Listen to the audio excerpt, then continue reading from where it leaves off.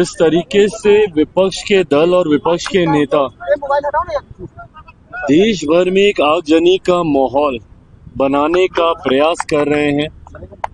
हिंदू मुस्लिम के बीच में जिस तरीके से विवाद खड़ा करने का प्रयास कर रहे हैं और ये प्रयास इनके द्वारा निरंतरता में किया गया। इससे पहले भी आप देख लीजिए जितने ऐसे विषय हैं, लोगों के बीच जाकर उनको भ्रमित करना, खास तौर पे मुसलमानों के बीच जाकर एक फॉल्स नैरेटिव सेट करने का काम इन लोगों ने निरंतरता में किया।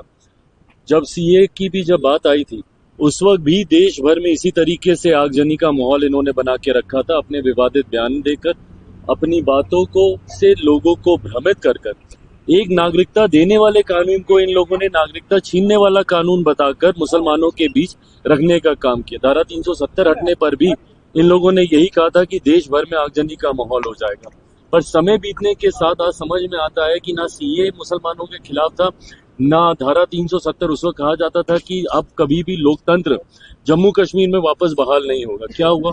वापस चुनाव हुए, उमर अब्दुल्ला जी की सरकार फिर वहां पे आ गई, सारी परिस्थितियां वैसी हो गई।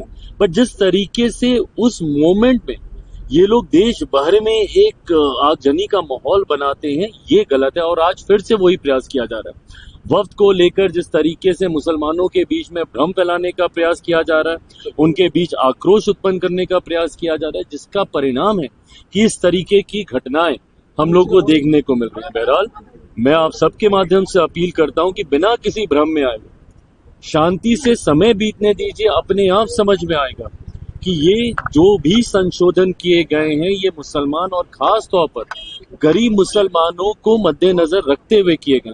ट्रिपल तलाक को भी लेकर इसी तरीके का भ्रम फैलाया गया था।